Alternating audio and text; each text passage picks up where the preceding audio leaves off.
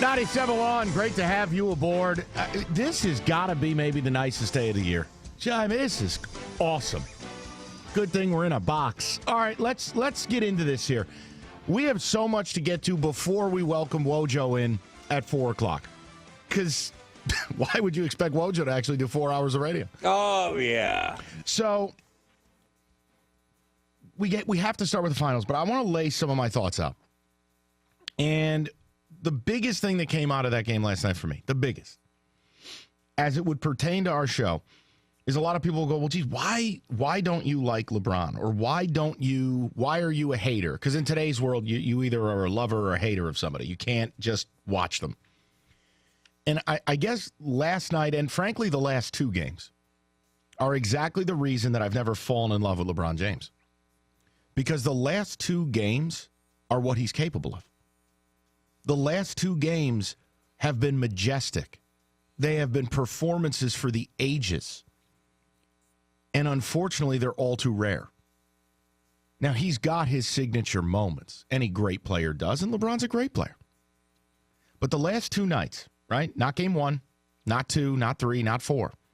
Game 5 and game 6, LeBron James was this overwhelming, tidal wave, omnipresent, dominant force.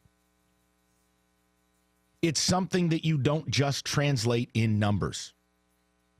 That's where, like, performances in game 1 and 2, oh, he almost had a triple-double. It's not this. It's both ends of the floor. It's every possession being everything to your team at every turn. LeBron has been perfection the last two games. And in many ways, I look at LeBron as being a victim of his own greatness. I just don't know an all-timer who has actually played up to his abilities less than LeBron.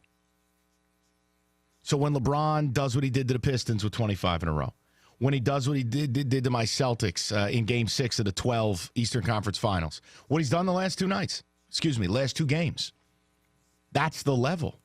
That becomes the expectation for you as a player. And if LeBron is going to play the way he's played the last two nights, he becomes the greatest player in the world again. So that was issue 1. I mean, I cannot even put an appropriate level of words to the way he's played the last two games. It's been flawless. It's the best thing I could tell you. Flawless. Now, the counterpoint to this, and I'll throw the number out. I don't know. Maybe you have some hot takes on basketball to start the show today. Maybe you'll surprise me. 248-539-9797. The counterpoint is a perceived great player getting exposed. I think we have to do this. I think we have to do this with Steph Curry. LeBron takes a lot of bleep, and a lot of it's unfair, including by people like me. And Steph Curry, seemingly, gets nothing but praise. And I think a lot of that is starting to look a little bit unjustified. What you've seen in this series, overall, the easy label, Steph Curry's been garbage. He's had one game, where you felt like he played like the MVP. One. That was game 4. Last night, the average fan is going to look at it and go, but Mike, he had 30. That was the quietest 30 ever. He was not any good defensively. He committed stupid foul after stupid foul. He turned it over, and he did not impose his will on that game. And, oh, by the way, melted down late. Blowing up at the official, throwing the mouthpiece. Here's what I'll ask you. If LeBron James did the same thing, what would people be coming out and saying today? That's what Steph Curry deserves today. Steph Curry's been a joke this series. And frankly, he's been a joke for 2 years in the finals. And this idea that Steph Curry's perfect, and I'm one of those people. I love Steph because he's different. But Steph Curry is damaging his resume. He's damaging his legacy. And I thought last night he was a clown show.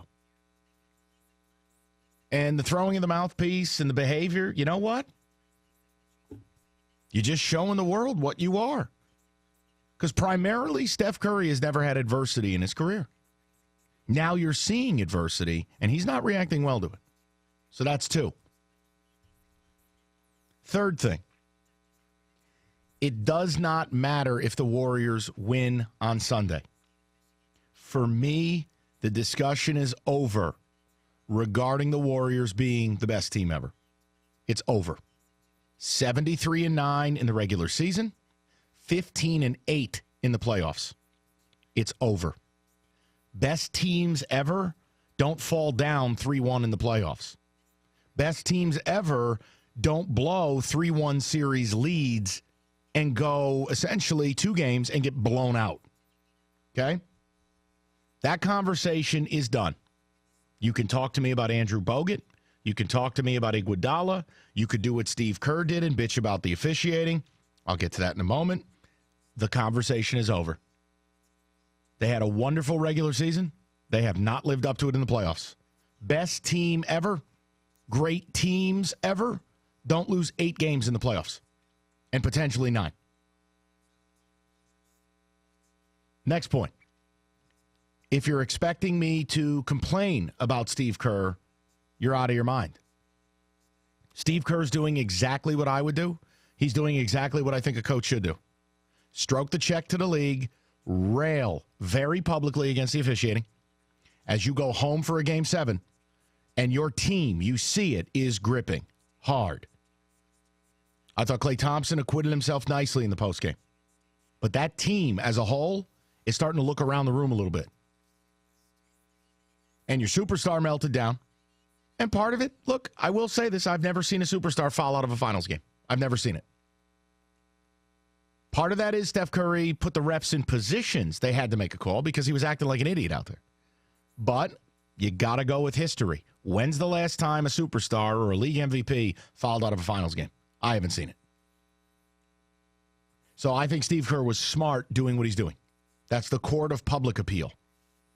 Stroke the check to the league. Everyone knows the deal. You're going home. And if it buys them one call on Sunday, it's the right move. This isn't about money. It's not about being classy. It's a self-serving, advantageous move. And that's what he's responsible to. He's not responsible to your feelings on Twitter or ESPN. He's not responsible to the opponent, the Cavaliers. He's not responsible to some court of higher class where he has to throw out enough daps to make you feel good about yourself. Steve Kerr is responsible to the Golden State Warriors and to his team. And right now, Steve Kerr will be the face of calm. There's no way that team is calm. And let me give you the last thing. And I'll throw the number out again, 248-539-9797. The last thing is, I've never seen a playoff series like this. We're going to a Game 7, and we haven't had one single good game yet. 3 blowouts on one side, 3 blowouts on the other. That game was over in the first quarter last night, 31-9. Game's over. Don't sell me that they cut it to 8. The game is over. Cutting it to 4 possessions is not some accomplishment. And then the couple times they got it to 8 or 9, it ballooned right back out. The game was over at 31-9. These games together, we haven't had a final 4 minutes that mattered. Never seen a series like it. But I'll tell you what it's done. I actually view the Cavs as the favorite on Sunday. I actually view the way they're playing, led by LeBron, who has had 2 iconic performances the last 2 nights. The level of performance you expect from the perceived best player in the world. A performance you don't get often enough. That's my knock with him. But LeBron is playing at such a level. That team is playing around him. And because of him, at such a level. And the Warriors seemingly have hit a tipping point. And you can list 15 reasons why. I'm not interested in it. You were up 3-1 in this series. I don't care about your reasons. Do your job. But I actually expect Cleveland to get this done Sunday. Because I don't think magically the Warriors are going to, what, figure out LeBron James? that the Warriors are magically going to, have Steph Curry decide to play? So keep your eye on it. I think it's incredibly interesting.